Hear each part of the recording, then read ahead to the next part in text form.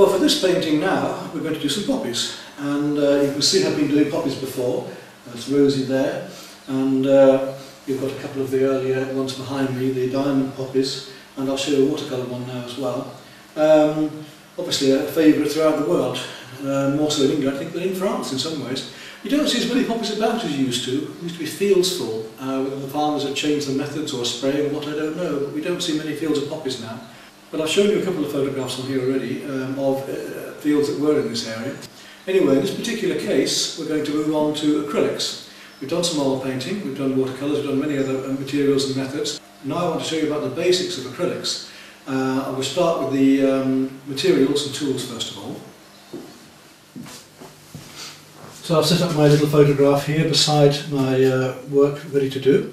This is a piece of mount card, dark mount card, and it's rather nice to paint on with acrylics. It soaks in the paint a bit at first, but you soon get the layers built up, and it gives you a coloured ground already. So this is good quality acid-free mount card. And then down here we have the tools we're going to work with. Now let's work our way through. We've got various tubes of acrylics here. This is the way you normally see them in the shops. This is Acrylicolor itself, one of the originals. Acrylics can be, again, different qualities, the same as artist materials and students. And Acrylicolor is an artist quality, and of course you can get cheaper ones, but the only problem with the cheaper ones is that they're often thinner, and especially with the yellow, that can be a bit of a nuisance. Although I do remember that the lemon yellow in acrylic was, in acrylic was not that good a quality. Or you can buy great big tubs as well. Depends how much you're going to paint with them.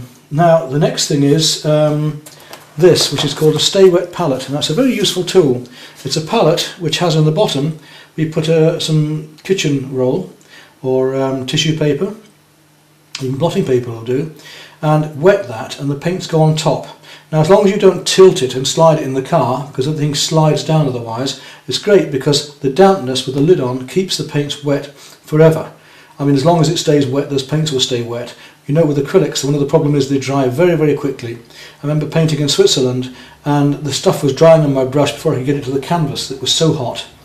So that's a useful way of keeping your acrylics and working with them. Then I'm going to mix in the palette next to it. I like one of these big palettes.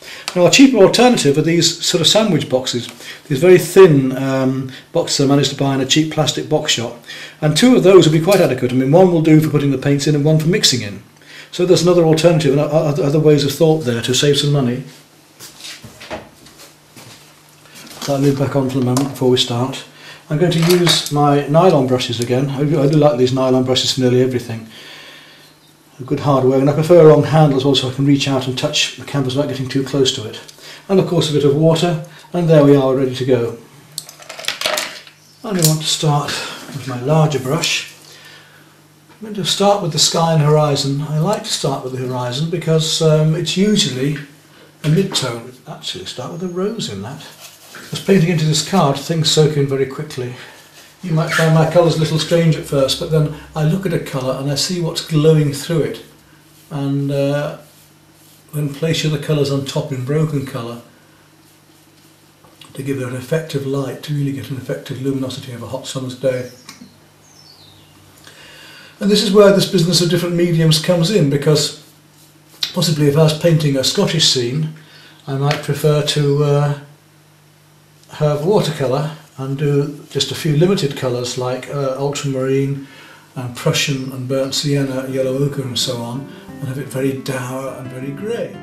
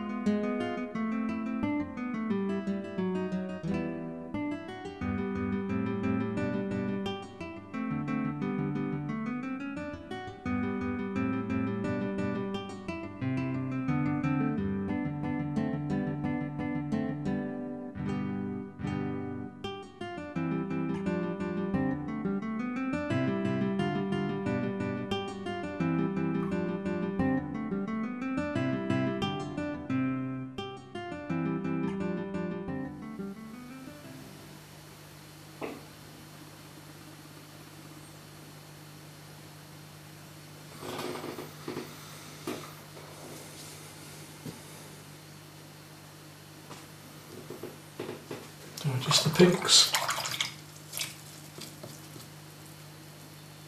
Nice and clean.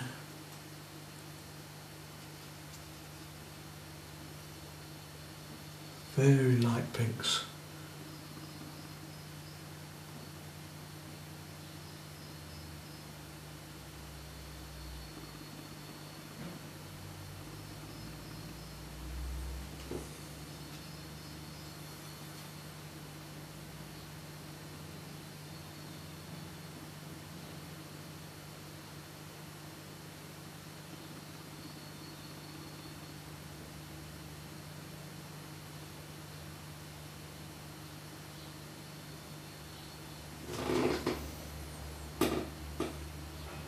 Okay.